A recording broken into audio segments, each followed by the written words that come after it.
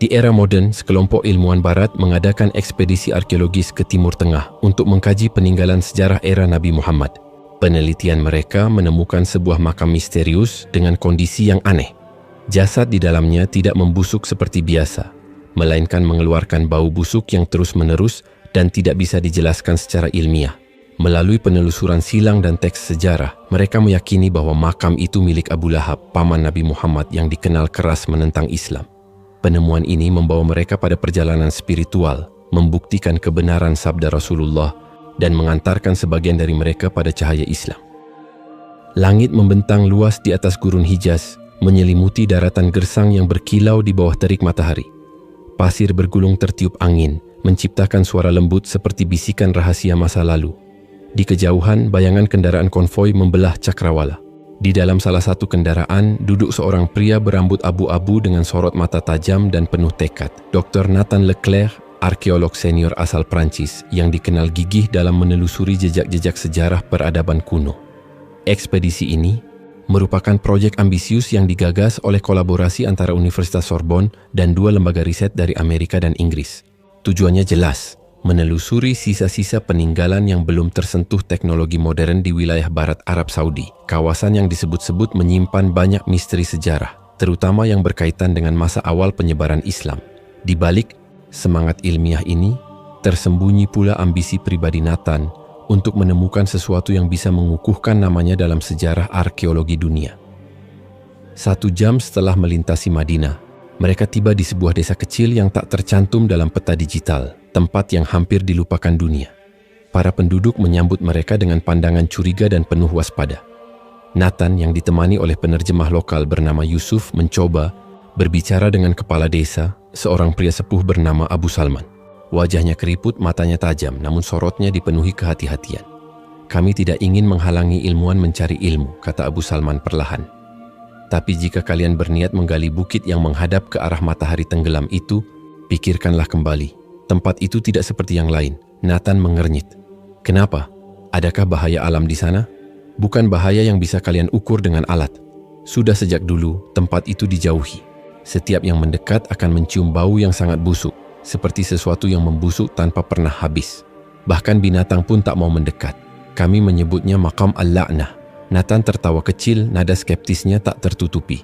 "Takhayul seringkali menjadi pelindung terbaik bagi situs arkeologi. Kami akan memastikan apakah ada sesuatu yang penting di sana."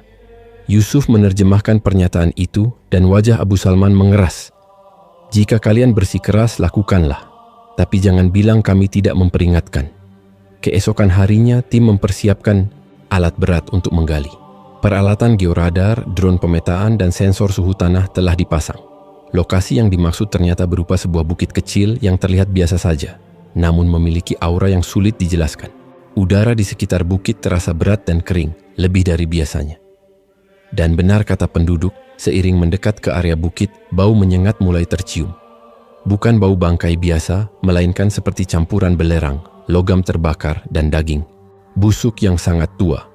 Claire Richardson, ahli kimia lingkungan asal Inggris yang tergabung dalam tim, menghentikan langkahnya. "Ini aneh. Tidak ada tanda-tanda sumber organik, tidak ada hewan mati. Tapi bau ini seperti berasal dari dalam tanah." Nathan menunduk mencoba mengamati permukaan pasir.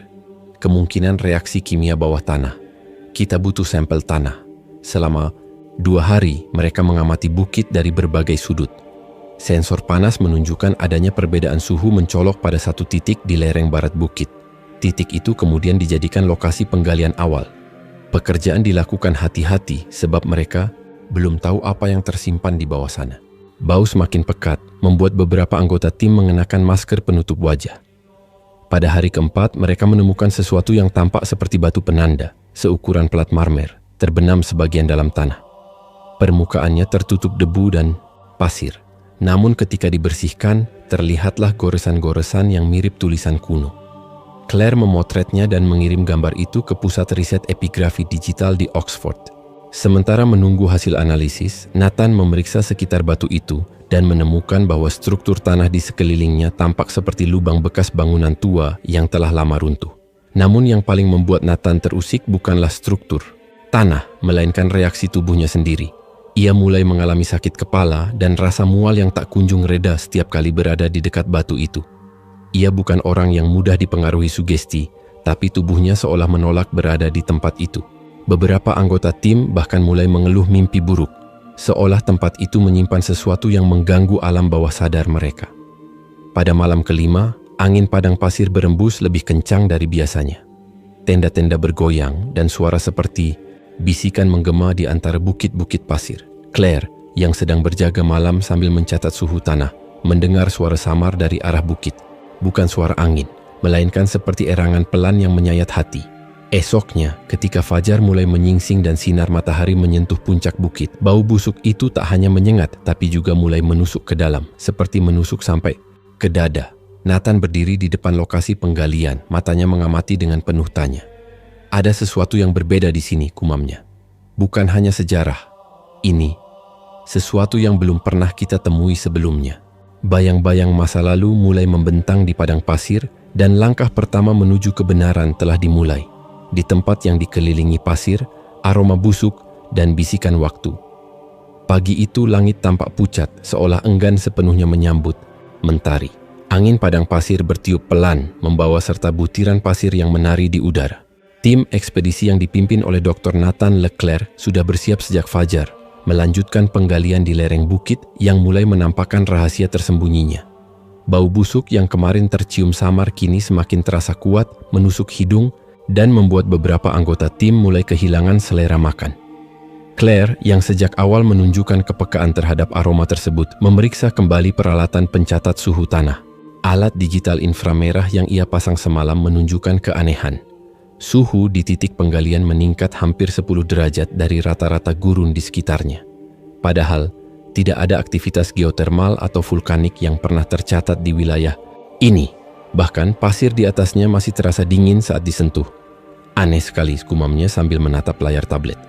Sumber panasnya berasal dari dalam tanah, bukan dari sinar matahari. Dan titiknya tidak bergerak sama sekali. Nathan mendekat mengamati layar itu bersama Claire. Ini seperti reaksi kimia atau biologis yang terlokalisir. Tapi kenapa suhunya stabil, tidak naik atau turun? Saya tidak bisa memastikan, jawab Claire. Tapi saya tahu satu hal, ini bukan fenomena biasa. Sementara itu, 2 teknisi lokal mulai membersihkan permukaan batu besar yang kemarin ditemukan. Di sekitar batu itu tampak celah kecil yang tertutup lapisan pasir padat.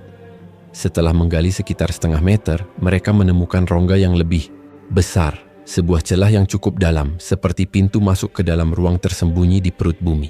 Yusuf, sang penerjemah, yang juga memiliki latar belakang geologi, ikut membantu pengamatan. Tanah ini seperti telah digali, lalu ditutup kembali bertahun-tahun lalu. Lihat lapisan ini, warnanya berbeda. Ada semacam penguburan yang disengaja.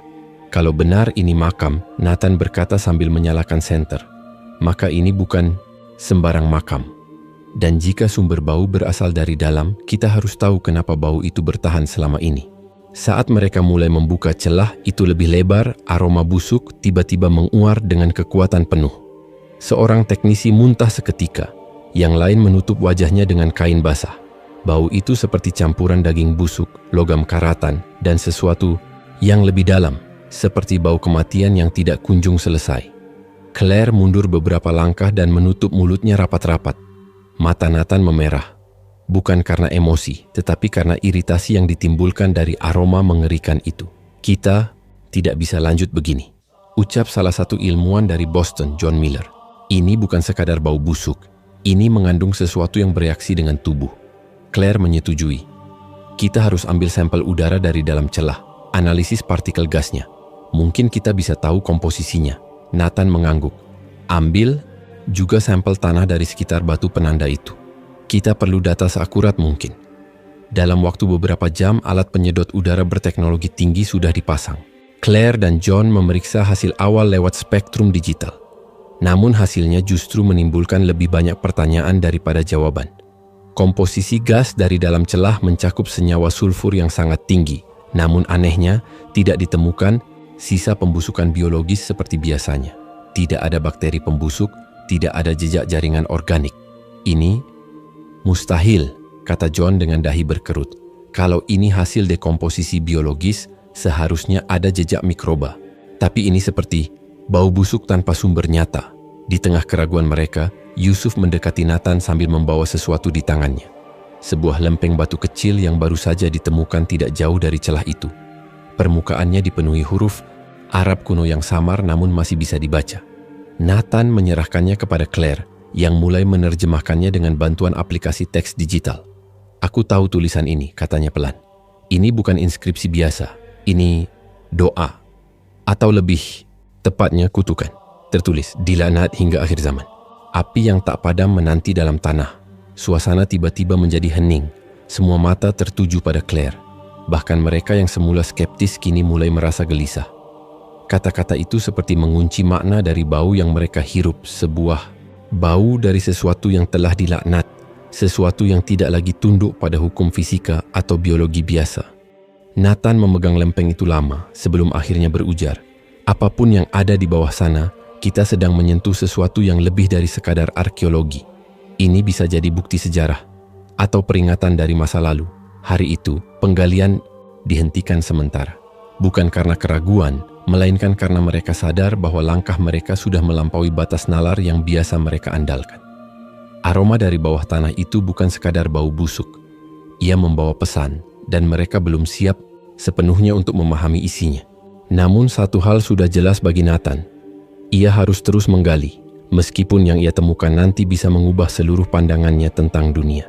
Langit gurun kembali memerah saat senja menyapa, membakar langit dengan warna jingga dan ungu yang berlapis indah. Namun tak ada keindahan itu yang mampu mengalihkan perhatian tim ekspedisi yang berdiri terpaku di hadapan pecahan batu nisan yang baru saja mereka temukan. Potongan-potongan itu tersembunyi di balik timbunan pasir, seperti disengaja untuk dilindungi dari dunia luar. Namun bukan bentuknya yang membuat mereka terdiam, melainkan apa yang terukir di atasnya.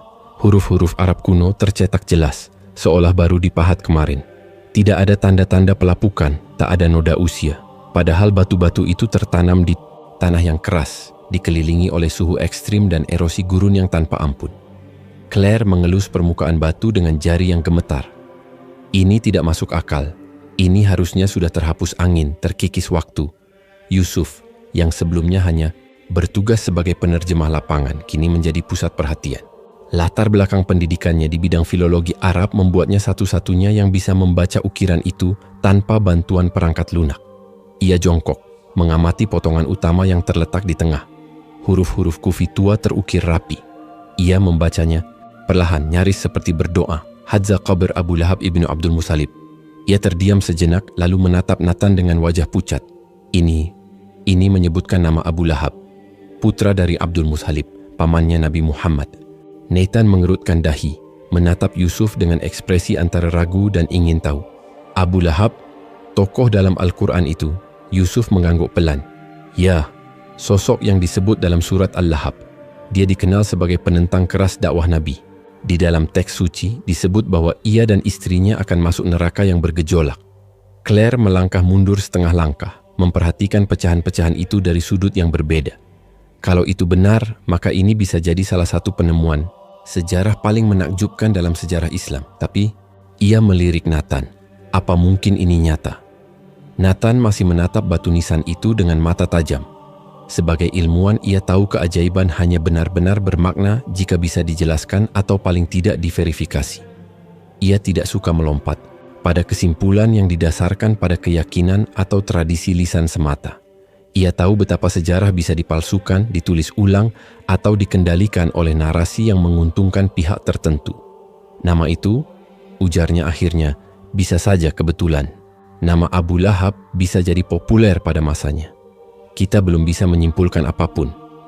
Yusuf menggeleng pelan. Bukan hanya nama. Lihat frasa di bawahnya. Ia menunjuk bagian bawah batu nisan yang nyaris tertutup debu. Allazi tu'uida, binarin data lahab, yang diancam dengan api yang menyala-nyala. Ini kutipan langsung dari Al-Quran, surah Al-Lahab. Tak mungkin kebetulan. John Miller yang berdiri tidak jauh dari mereka masuk ke dalam pembicaraan.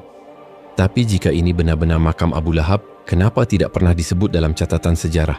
Bahkan dalam riwayat Islam pun tidak ada informasi jelas di mana ia dimakamkan. Yusuf menarik napas dalam-dalam. Menurut riwayat, ia mati dalam keadaan hina dan tubuhnya ditinggalkan begitu saja karena wabah. Konon keluarganya menolak memakamkannya. Tapi bisa jadi seseorang diam-diam menguburnya di tempat ini, di tempat terasing dan tersembunyi. Nathan masih terlihat gelisah.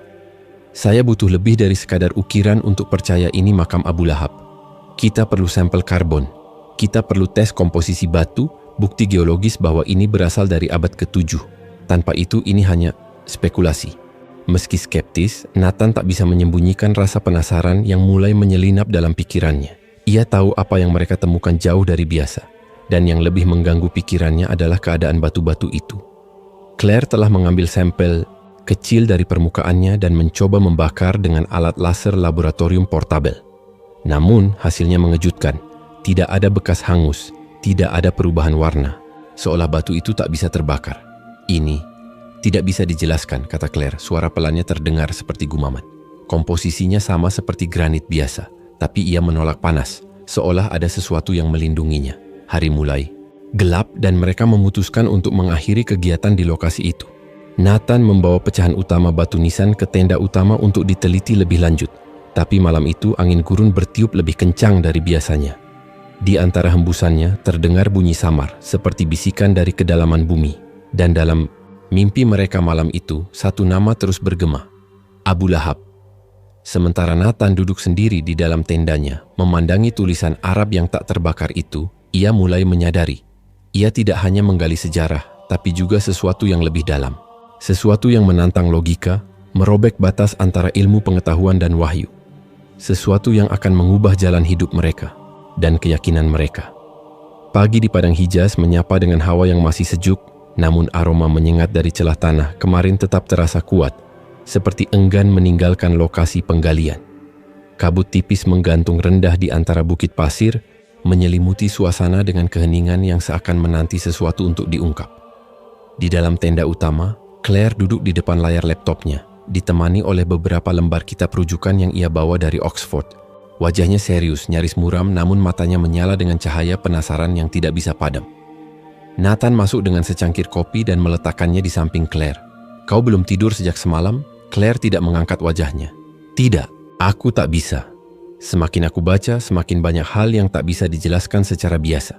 Ia menoleh dan menggeser laptopnya ke arah Nathan, memperlihatkan terjemahan surah Al-Lahab yang terpampang jelas di layar. Binasalah kedua tangan Abu Lahab dan sesungguhnya dia akan binasa. Tidaklah berfaedah kepadanya harta bendanya dan apa yang ia usahakan. Kelak dia akan masuk ke dalam api yang bergejolak. Itu teksnya, surat ke-111 dalam Al-Quran. Nathan membaca pelan lalu mendesah pelan. Dan kau yakin itu terkait dengan makam ini? Claire mengangguk. Semalam aku mencocokkan semua referensi. Bukan hanya dari Al-Quran tapi juga dari hadits dan catatan sejarah awal Islam. Bahkan, dalam literatur barat, nama Abu Lahab dikenal sebagai musuh besar Nabi Muhammad. Yang menarik, ayat ini diturunkan ketika Nabi masih hidup dan Abu Lahab juga masih hidup. Yusuf yang baru masuk mendengar pembicaraan itu ikut menimpali benar. Dan itu yang menjadikan ayat ini sangat unik. Ia merupakan bentuk nubuat. Jika Nabi Muhammad hanyalah seorang pembohong, Abu Lahab cukup berpura-pura masuk Islam untuk membantahnya. Tapi ia tidak pernah melakukannya. Malah wafat dalam kekufuran tepat seperti yang dikabarkan. Nathan menatap keduanya dengan alis berkerut. Jadi maksud kalian, ini bukan hanya penemuan sejarah, tapi juga pembenaran terhadap sabda yang diyakini berasal dari wahyu? Claire mengangguk lagi. Dan itu yang membuat saya merinding. Batu nisan ini, keadaan makamnya dan bau busuk yang tidak biasa, semuanya tampak seperti pengukuhan dari sesuatu yang sudah dikabarkan lebih dari 1000 tahun lalu. Nathan duduk mencoba mencerna. Tapi kita tetap perlu pembuktian ilmiah. Sampel karbon, stratigrafi, konteks geologis.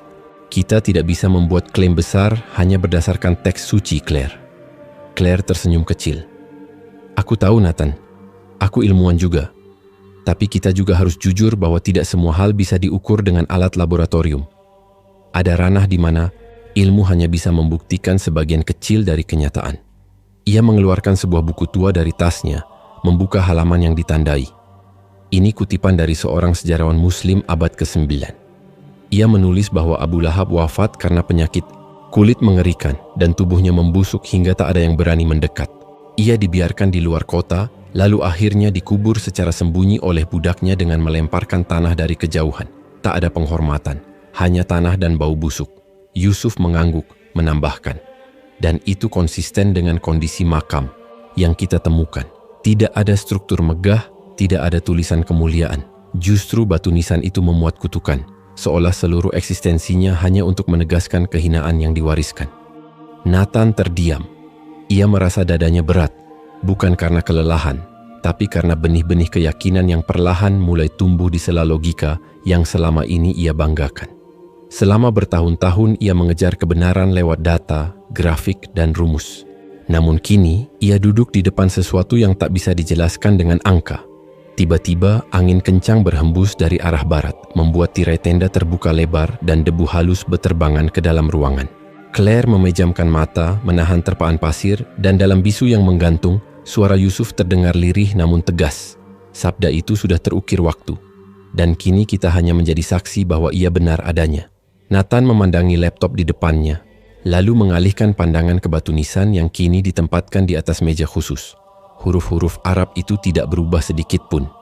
Tegas, abadi. Seolah memang ditulis bukan untuk sekadar dikenang, tapi untuk dibuktikan. Hari itu, tim tidak melakukan penggalian.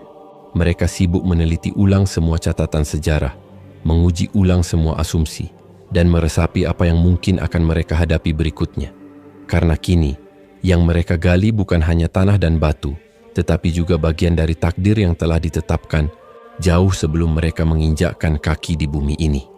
Pagi yang panas menyambut tenda ekspedisi di tengah dataran berbatu Hijaz. Sinar matahari memantul di atas pasir dan bebatuan dengan kekuatan menyilaukan. Mesin generator berderu pelan, sementara beberapa anggota tim mulai beraktivitas. Namun tidak semua dari mereka tenggelam dalam kekaguman spiritual seperti Claire atau Yusuf. Di sisi lain tenda, dua ilmuwan senior, Dr. Michael Stein dan Dr. Julia Renard, duduk di depan peralatan analisis lapangan dengan ekspresi serius. Aku tidak nyaman dengan arah penelitian ini, gumam Julia sambil meneliti hasil pengukuran kimia dari sampel udara yang diambil dekat celah makam. Kita berada di wilayah abu-abu antara sains dan kepercayaan. Ini bisa merusak kredibilitas kita kalau tak hati-hati. Michael mengangguk pelan. Aku setuju. Kita butuh data yang bisa dijelaskan. Fenomena ini harus punya akar ilmiah. Mungkin senyawa sulfur atau reaksi kimia alami yang belum kita pahami. Ia menatap layar laptop yang memperlihatkan grafik komposisi gas. Tapi ini aneh, Julia menoleh. Apa maksudmu? Michael mengangkat alis. Tidak ada kandungan sulfur, metana atau senyawa organik membusuk seperti biasa. Tapi bau itu tetap ada, sangat kuat. Seharusnya kita bisa mendeteksi penyebabnya kalau itu berasal dari dekomposisi biologis. Beberapa jam sebelumnya, mereka mengumpulkan sampel udara dari lokasi penggalian menggunakan tabung vakum khusus dan mengirimkannya melalui sistem komunikasi satelit ke laboratorium mitra di Jerman. Hasil awal sudah masuk, dan semua data menunjukkan ketidakwajaran yang membingungkan. Udara itu bersih, terlalu bersih, namun nyata, bau busuk seperti daging membusuk dan getah terbakar masih menusuk hidung siapapun yang berada di dekat celah tanah. Kita coba sampel tanah, kata Julia, mengambil vial kecil yang berisi debu dari pinggir makam. Ia memasukkannya ke dalam spektrometer mini untuk analisa kandungan logam dan senyawa organik. Layar menyala, menghitung cepat, lalu berhenti. Kosong, katanya dengan suara datar. Tanah ini steril, tidak ada bakteri pembusuk, tidak ada mikroba sama sekali. Seperti dibakar habis, tapi tanpa ada jejak panas atau karbon. Michael mulai merasa gelisah. Ia adalah seorang geokimiawan dengan pengalaman lebih dari 2 dekade. Ia pernah bekerja di lubang tambang terdalam di Kongo dan ladang vulkanik aktif di Islandia. Tapi tak satu pun dari pengalaman itu mempersiapkannya untuk menghadapi fenomena yang bertolak belakang dengan logika ilmiah ini. Bagaimana dengan batu nisannya? Tanya Julia. Apa sudah ada analisis tentang itu? Michael menggeleng. Claire mengirim sampel kecil ke Universitas Stanford 2 hari lalu. Tapi mereka baru kirim balasan tadi pagi. Komposisi mineralnya tidak bisa dipastikan. Batu itu seperti gabungan beberapa jenis batuan granit dan basal, tapi memiliki resistansi terhadap panas yang tak lazim. Titik leleh tak bisa diukur. Julia duduk diam. Udara di tenda terasa berat, seperti ikut terpengaruh oleh misteri yang tak terpecahkan ini. Bau busuk dari luar masih menyelinap masuk lewat celah tenda, menusuk namun tak kunjung pudar. Padahal semua data menunjukkan tidak adanya sumber bau. Seakan-akan aroma itu bukan berasal dari unsur fisik, tapi sesuatu yang lebih abstrak. Nathan masuk, melihat wajah tegang keduanya. Masih belum ada penjelasan, Michael menatapnya, lalu menggeleng. Secara ilmiah, tempat ini tidak masuk akal. Semua indikator menunjukkan sterilitas, tapi secara empiris kita mencium bau busuk seperti neraka. Nathan mendesah. Aku tahu kalian tidak percaya pada hal gaib, tapi aku ingin kalian jujur. Apakah ada kemungkinan, bahkan sekecil apapun, bahwa apa yang tertulis dalam kitab itu mungkin saja benar? Julia menatap Nathan lama. Aku bukan orang yang mudah percaya, tapi aku juga bukan orang bodoh yang menyangkal kenyataan. Dan kenyataannya, bau itu nyata, tapi kita tidak bisa menjelaskannya dengan sains. Tidak hari ini. Nathan berdiri diam beberapa saat, lalu melangkah keluar tenda. Angin gurun menyapa wajahnya. Di kejauhan, Yusuf duduk sambil membaca mushaf kecil, sementara Claire meneliti batu nisan yang mereka temukan. Entah mengapa, Nathan merasa bahwa ia berdiri di batas antara dua dunia. Dunia logika yang ia kenal, dan dunia tak terlihat yang selama ini ia abaikan. Ia memejamkan mata, membiarkan bau busuk yang seharusnya tak ada itu menelusup ke dalam kesadarannya. Ada bagian dari dirinya yang ingin terus menyangkal. Tapi ada juga bisikan halus dalam hatinya, mengajaknya untuk berhenti melawan dan mulai mendengarkan.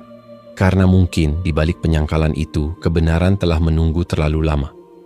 Malam turun dengan keheningan yang tidak biasa. Langit di atas Hijaz terlihat luas dan kosong, seolah seluruh bintang menunduk untuk menyimak kisah yang sedang berlangsung di atas tanah kuno itu. Angin gurun berhembus pelan, menyapu debu dan sisa pasir siang hari, sementara tenda-tenda ekspedisi berdiri diam seperti saksi bisu dari sebuah rahasia yang perlahan mengungkapkan dirinya. Claire duduk di dalam tendanya, matanya menatap kosong, ke layar laptop yang sudah redup.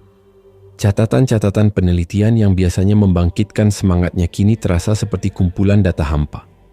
Di kepalanya masih terngiang-ngiang suara mimpi semalam, begitu nyata, begitu jelas, begitu mengganggu pikirannya yang rasional. Dalam mimpinya, ia berjalan di tengah padang pasir yang sunyi.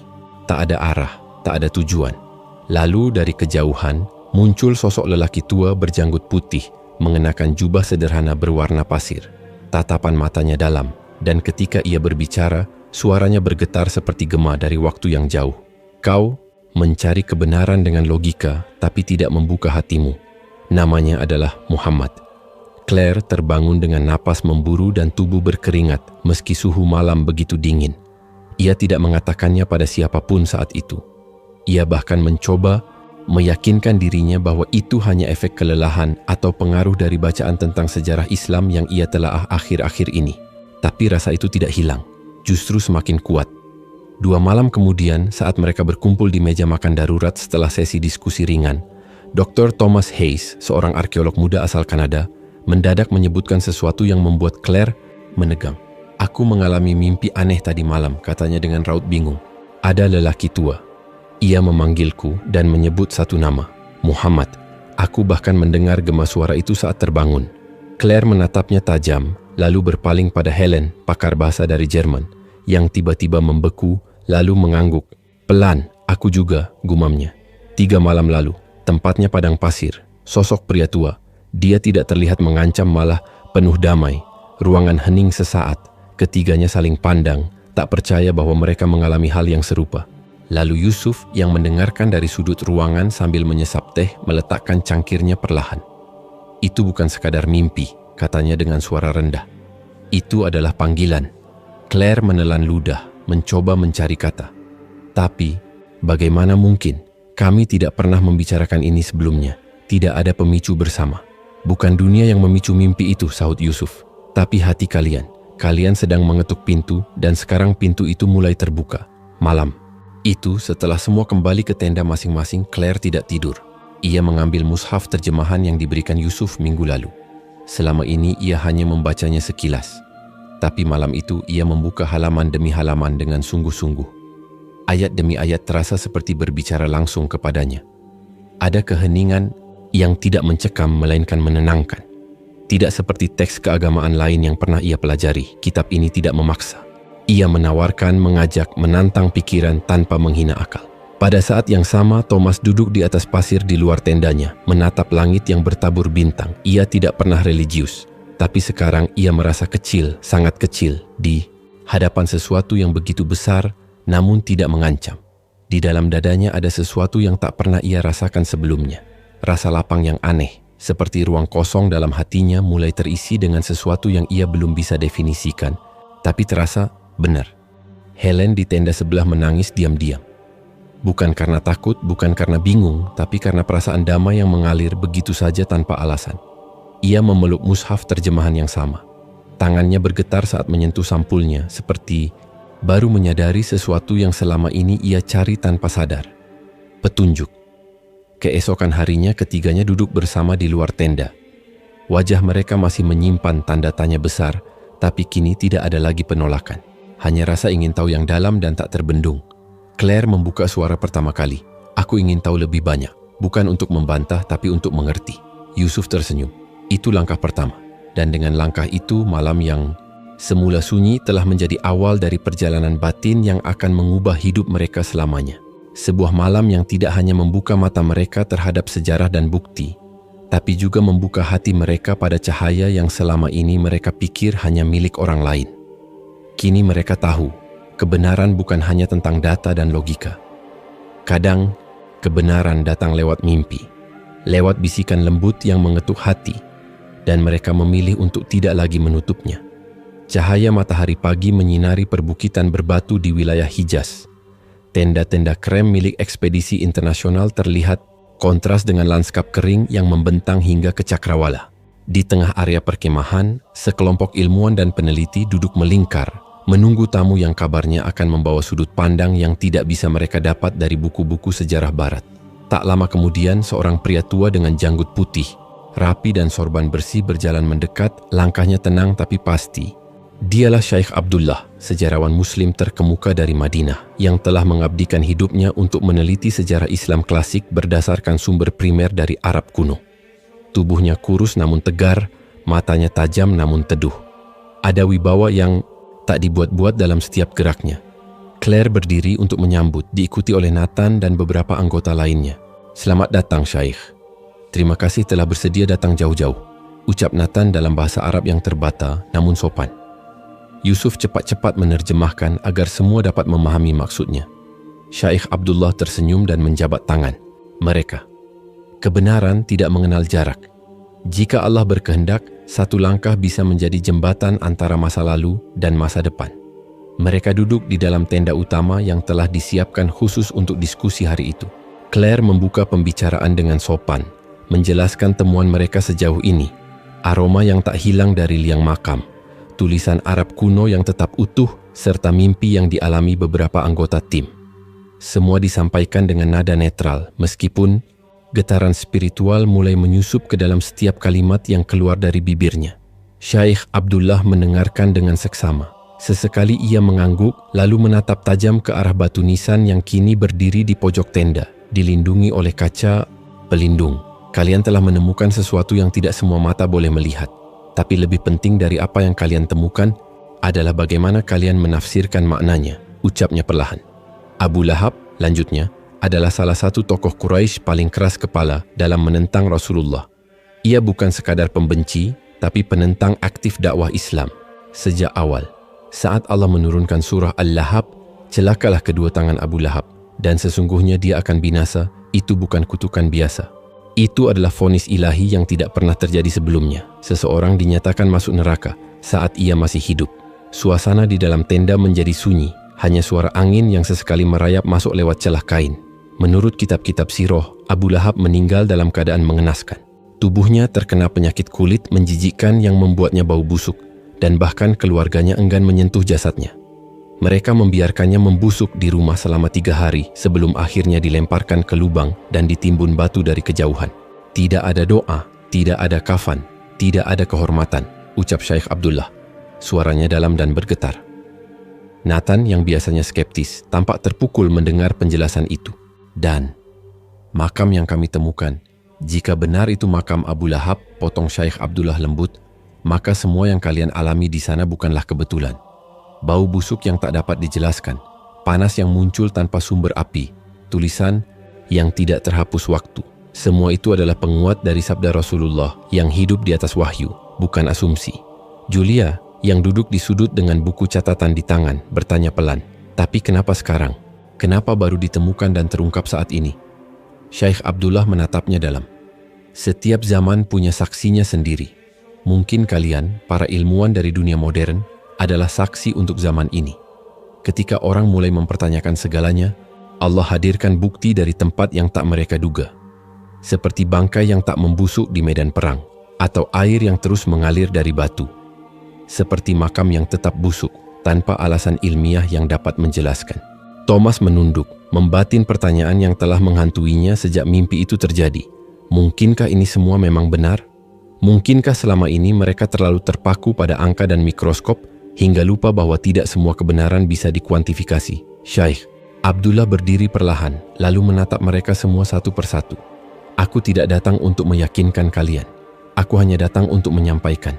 Jika Allah telah membukakan sedikit tabirnya kepada kalian, maka jangan sia-siakan. Karena kebenaran bukan untuk ditaklukkan, tapi untuk diterima." Hari itu, tenda ekspedisi bukan lagi sekadar ruang diskusi ilmiah. Ia berubah menjadi majelis. Ilmu yang sunyi namun dalam. Para ilmuwan itu yang semula datang dengan semangat menyingkap misteri sejarah, kini mulai merasakan bahwa mereka justru sedang disingkapkan oleh sejarah, oleh firman, dan mungkin oleh takdir. Angin sore menggiring pasir melintasi dataran Hijaz, menciptakan suara seperti bisikan yang tak henti di telinga. Di dalam tenda utama, suasana lebih bising daripada biasanya. Para anggota tim berdiri, duduk, saling bertukar pendapat dengan nada yang mulai meninggi. Udara terasa berat, bukan karena panas, tapi karena ketegangan yang menggumpal di antara mereka. Ini sudah melampaui batas rasional. Suara Thomas menggelegar, tangannya mengepal di sisi tubuhnya. "Kita datang ke sini sebagai ilmuwan, bukan pengikut wahyu." Claire duduk di seberangnya menatapnya tajam. "Dan apakah sains membuatmu tuli terhadap semua yang terjadi di depan mata, Thomas? Apakah kamu pikir semua mimpi itu kebetulan? Aroma busuk yang tak bisa dijelaskan, tulisan yang tak luntur. Tidak ada teori yang bisa menjawab itu. Justru, karena tak bisa dijelaskan, itu bukan bukti apapun." "Bisa saja kita belum menemukan datanya," balas Thomas tegas. Claire berdiri. "Atau mungkin kamu hanya menolak untuk melihat, karena kamu takut semua keyakinanmu runtuh." Kata-kata itu membuat tenda sunyi sejenak. Semua mata kini berpaling ke satu titik. Dr. Nathan Leclerc yang duduk di kursi lipatnya memandangi lembaran catatan hasil laboratorium yang telah ia periksa ratusan kali. Tidak ada satupun data yang bisa menjelaskan mengapa suhu di dalam liang itu tetap tinggi tanpa adanya sumber panas. Tidak ada kandungan biologis aktif dalam sampel udara yang bisa menjelaskan bau membusuk yang tidak pernah pudar. Tidak ada radiasi, tidak ada senyawa sulfurik. Tapi baunya tetap ada, konsisten, seolah-olah berasal dari dimensi yang tidak bisa disentuh oleh instrumen mereka. "Dr. Leclerc," ujar Thomas, nada suaranya melunak sedikit, "Anda harus ambil keputusan. Kita sedang kehilangan arah di sini. Kalau kita terus larut dalam omong kosong ini, reputasi tim kita bisa hancur. Anda pemimpinnya." Nathan mengangkat wajahnya perlahan. Matanya sembab, bukan karena tangis, tapi karena berjaga semalaman membaca kembali catatan sejarah, mempelajari Al-Quran terjemahan, dan merenungkan semua yang ia alami selama 3 minggu terakhir. Ia tak menyangka bahwa ekspedisi ilmiah ini, yang semula hanya proyek untuk mengeksplorasi reruntuhan Arab kuno, telah mengoyak fondasi terdalam keyakinannya sebagai seorang rasionalis sejati. "Aku tidak bisa menyangkal semuanya begitu saja, Thomas," ucap Nathan pelan namun tegas. "Aku telah melihat cukup banyak hal yang tidak bisa dijelaskan oleh metodologi kita. Dan aku mulai bertanya, bukan hanya sebagai ilmuwan tapi sebagai manusia." Suara Claire terdengar lirih namun menusuk. Mungkin ini bukan soal sains versus iman. Mungkin keduanya memang tak selalu bertentangan. Mungkin kita yang terlalu sombong selama ini. Beberapa anggota tim lain mulai bergumam pelan. Ada yang mengangguk, ada yang tampak gelisah. Julia, sang ahli geologi, membuka mulutnya setelah lama terdiam. "Aku bukan orang religius, tapi mimpi itu, suara lelaki tua itu, dia menyebut nama Muhammad. Aku bahkan tidak tahu siapa dia sebelumnya. Tapi sekarang aku ingin tahu." Thomas memutar matanya dan menghela napas. "Sekarang kita berdiskusi soal wahyu dan mimpi. Apakah ini seminar spiritual atau ekspedisi ilmiah? Kenapa kamu begitu takut pada pertanyaan yang kamu tidak punya jawabannya?" tanya Claire. Suaranya lembut tapi kuat. Apa kamu lebih memilih kebodohan yang nyaman daripada kebenaran yang mengguncang? Dr. Leclerc berdiri. Tubuhnya tegak, tapi ada beban yang jelas tergambar dari bahunya. Ia menatap semua orang satu persatu. Kita datang ke sini membawa ilmu, tapi kita mungkin akan pulang membawa lebih dari itu. Aku tidak meminta kalian percaya. Aku tidak akan memaksakan tafsir. Tapi mulai hari ini, aku tidak akan menghalangi siapapun dari kalian yang ingin menyelidiki lebih dalam tentang Islam atau tentang apapun yang kalian yakini dari pengalaman ini. Satu hal yang pasti, kebenaran tidak takut diteliti. Hening melanda tenda. Kata-kata Nathan seperti menutup perdebatan dengan selimut logika yang baru. Logika yang membuka ruang untuk keimanan. Di luar tenda, matahari mulai merunduk di balik bukit pasir. Cahayanya keemasan, menyinari tempat di mana ilmu pengetahuan dan kepercayaan bertubrukan, namun bukan untuk saling meniadakan, melainkan untuk saling mengenali. Seolah bumi Hijaz yang menjadi saksi keras kepala Abu Lahab kini menyambut kebimbangan para ilmuwan modern dengan sabar dan dengan harapan. Langit, sore di atas Hijaz membentang luas nyaris tanpa awan. Angin gurun bertiup pelan, membawa serpihan pasir yang menari di udara, sementara mentari perlahan turun di balik bukit-bukit batu yang tandus. Di tengah bentang gersang itu, sebuah pemandangan langka terjadi. 5 orang berdiri dalam diam. Mata mereka memancarkan ketenangan yang belum pernah mereka rasakan selama hidup. Claire berdiri paling depan. Pakaian lapangan yang ia kenakan penuh debu, tapi tak ada sedikit pun kegamangan di wajahnya. Bibirnya bergetar, mengucapkan sesuatu dalam bahasa yang belum lama ini ia pelajari, namun terasa sangat akrab di hatinya. Di sampingnya Julia Samir, Dr. Brennan, dan bahkan Louis yang dikenal skeptis ikut menyusul. Suara mereka pelan tapi pasti mengucap kalimat yang telah mereka pikirkan selama hari-hari panjang penuh gejolak batin.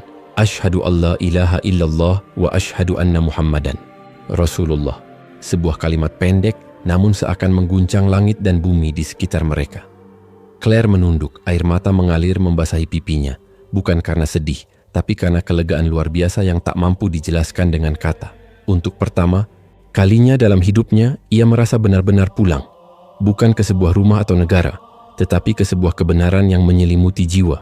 Tak jauh dari mereka, berdiri Dr. Nathan Leclerc. Ia tak ikut melafalkan kalimat itu, tidak hari ini, mungkin belum. Tapi matanya basah, bukan karena angin atau debu. Tangannya menggenggam erat jurnal kecilnya yang selama ini ia isi dengan catatan ilmiah. Angka, grafik, hipotesis, semuanya kini terasa kecil dibandingkan apa yang baru saja ia saksikan. Ia melangkah pelan mendekati Claire yang masih menunduk dalam sujud. Setelah mereka semua menyelesaikan doa singkat, Nathan berbicara. Suaranya nyaris tak terdengar tertiup angin sore. Aku tidak tahu harus mengatakan apa, katanya pelan. Tapi aku tahu satu hal sekarang. Tidak semua hal bisa dijelaskan dengan angka, formula, atau teori. Aku telah menyaksikan sesuatu yang jauh melampaui laboratorium. Claire mengangkat wajahnya, matanya merah namun bersinar. Kita semua telah menyaksikannya, Nathan. Kita tidak kehilangan logika kita. Justru karena kita menggunakannya, kita sampai di titik ini. Semua bukti makam itu, bau yang tak pernah hilang, mimpi-mimpi yang datang berulang, dan perasaan di dalam hati ini. Itu bukan sugesti. Itu adalah seruan. Nathan mengangguk perlahan. Ia memandang ke langit yang mulai memerah, lalu menatap hamparan pasir di hadapannya. Aku rasa, untuk pertama kalinya dalam hidupku, aku harus belajar diam dan mendengarkan. Malam mulai turun, membawa hawa dingin yang menggantikan panas. Siang, tapi tak seorang pun di antara mereka yang menggigil. Api unggun kecil dinyalakan tak jauh dari tenda utama. Tak banyak kata yang terucap malam itu. Hanya ada keheningan yang menenangkan, seperti pelukan hangat setelah perjalanan panjang dan melelahkan. Samir membuka mushaf kecil yang ia bawa dari rumah. Dengan suara yang lembut, ia mulai membaca surah Al-Ikhlas dan yang lain mendengarkan. Dalam khusyuk, seakan setiap ayat meresap ke tulang. Nathan duduk agak jauh, namun tak lepas memandang mereka. Ia tak lagi merasa sebagai pemimpin ekspedisi, tapi sebagai saksi atas transformasi yang tak bisa dijelaskan secara ilmiah, namun sangat nyata di depan matanya. Jika ada satu hal yang telah aku pelajari, gumamnya sendiri, maka itu adalah bahwa kebenaran tidak selalu hadir dalam bentuk data. Kadang ia datang sebagai rasa, sebagai cahaya, sebagai keheningan yang berbicara lebih keras dari semua buku yang pernah kubaca. Malam itu, Padang Hijaz bukan hanya menyimpan sejarah tentang seorang penentang nabi yang dijanjikan celaka. Malam itu, Padang pasir itu menjadi saksi atas sebuah kebangkitan batin, sujud di tengah keheningan alam, dan kesaksian atas kebenaran yang selama ini tersembunyi di balik dinding keangkuhan ilmiah. Dan mungkin, justru dari tanah yang pernah menyimpan kutukan, kini tumbuh cahaya yang membuka hati-hati yang selama ini tertutup rapat. Sebuah cahaya yang tak bisa diukur, namun dapat dirasakan oleh siapapun yang mencarinya dengan tulus.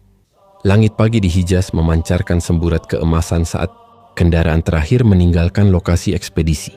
Debu berhamburan pelan, membungkus jejak roda-roda yang seolah enggan meninggalkan tempat itu. Di balik tenda-tenda yang telah dibongkar, di antara batu-batu purba dan gundukan pasir yang disusun rapi kembali seperti sedia kala, tertinggallah kenangan yang tak akan pernah lapuk oleh waktu. Claire duduk di kursi belakang jeep memandangi padang yang kini menjadi bagian dari jiwanya. Tak ada kamera televisi, tak ada konferensi pers megah yang menyambutnya nanti. Ia tahu, ekspedisi ini bukan untuk publikasi atau penghargaan akademik. Penemuan mereka bukan untuk sensasi dunia, tapi untuk menghidupkan hati, untuk mengubah arah hidup, bukan hanya pemahaman. Pesawat yang membawa mereka pulang ke barat lepas landas dengan tenang. Di dalamnya, 5 orang mu'alaf baru duduk dalam keheningan yang penuh makna. Claire menggenggam sebuah mushaf kecil, hadiah dari Syekh Abdullah. Ia tahu, hidup barunya akan jauh berbeda dari sebelumnya. Dunia akademik mungkin tak akan menerima begitu saja perubahan sikapnya, namun itu bukan hal yang ia takutkan. Kebenaran yang telah ia temukan jauh lebih berharga dari pengakuan ilmiah. Dr. Leclerc duduk di sisi jendela, matanya menatap langit yang luas. Ia masih belum mengucapkan syahadat, namun hatinya telah berubah. Di tangannya, jurnal lapangan yang kini lebih sering diisi dengan catatan refleksi daripada data ilmiah. Di antara halaman-halamannya terselip potret batu nisan yang mereka temukan, dengan tulisan Arab yang masih bersinar meski waktu dan cuaca menggerogoti sekelilingnya. Ia menyimpannya bukan sebagai bukti untuk debat, tapi sebagai pengingat bahwa alam menyimpan suara-suara yang hanya bisa didengar oleh jiwa yang tenang. Setibanya di tanah air masing-masing, mereka tidak kembali sebagai ilmuwan biasa. Claire mengundurkan diri dari posisinya sebagai dosen tamu di Universitas Eropa dan pindah ke lingkungan Muslim di Spanyol Selatan, tempat ia mendalami Islam lebih lanjut dan memulai kelas-kelas dakwah kecil untuk kalangan akademik. Julia, yang dulu skeptis, kini menjadi peneliti independen yang menulis buku tentang pencarian spiritual dalam dunia sains. Louis kembali ke Prancis, namun aktif dalam komunitas mualaf dan sering diundang berbicara tentang perjalanan batinnya. Penemuan mereka tentang makam Abu Lahab tidak pernah dipublikasikan secara resmi. Tidak ada jurnal arkeologi yang mencetak hasil penelitian mereka. Tidak ada sensasi media. Hanya beberapa artikel akademik samar yang menyebutkan anomali geotermal di wilayah Hijaz tanpa rincian. Tapi mereka tahu, tidak semua kebenaran harus diteriakkan. Ada yang cukup dengan disampaikan hati ke hati. Ada yang disebarkan melalui keteladanan, bukan exposure. Syekh Abdullah yang tetap tinggal di Hijaz menyimpan salinan catatan mereka sebagai warisan sejarah. Baginya, ekspedisi itu bukan sekadar penemuan fisik, tetapi pemenuhan nubuat Rasulullah yang telah lama terucap. Bahwa Abu Lahab, sosok yang disebut langsung dalam Al-Quran sebagai celaka, benar-benar mengalami siksaan bahkan setelah kematian. Dan bahwa Allah telah menunjukkan kepada mereka, orang-orang asing dari negeri jauh, satu bagian kecil dari keagungan firman-Nya yang tak berubah. Hari berganti minggu, minggu berganti bulan. Di sebuah perpustakaan kecil di Granada, Claire duduk bersama 3 mahasiswa muda. Ia membuka mushaf, membacakan surah Al-Lahab dengan pelafalan yang kini nyaris sempurna. Ia tak mengajarkan dengan paksaan. Ia tak mencoba meyakinkan dengan debat. Ia hanya bercerita, sebagaimana seseorang menceritakan perjalanan panjang yang akhirnya membawa pada rumah yang sejati. Dan tidaklah kami melihat itu sebagai kutukan, kata Claire suatu hari kepada mahasiswanya, tapi sebagai tanda cinta Allah pada umat manusia. Bahwa meski seorang penentang telah wafat ribuan tahun lalu, Allah tetap menjaga kebenarannya. Dan bagi mereka yang mencarinya dengan jujur, Allah akan membukakan jalan, bahkan di tengah padang pasir yang sunyi. Di tempat lain, di dunia yang hiruk-pikuk oleh berita dan kecemasan global, 5 jiwa yang dahulu hanyalah ilmuwan kini telah menjadi saksi. Tidak dengan bukti yang gemerlap, tapi dengan kehidupan baru yang dipenuhi cahaya. Dan mungkin di langit yang luas itu ada senyuman dari Rasulullah, melihat bahwa satu sabda yang terucap ribuan tahun lalu masih menggema, menyentuh langit, dan menyentuh hati yang bersedia menerima. Wallahu alam bishawab. Semoga kisah Ini bermanfaat, mohon maaf apabila banyak kekurangan. Wassalamualaikum warahmatullahi wabarakatuh.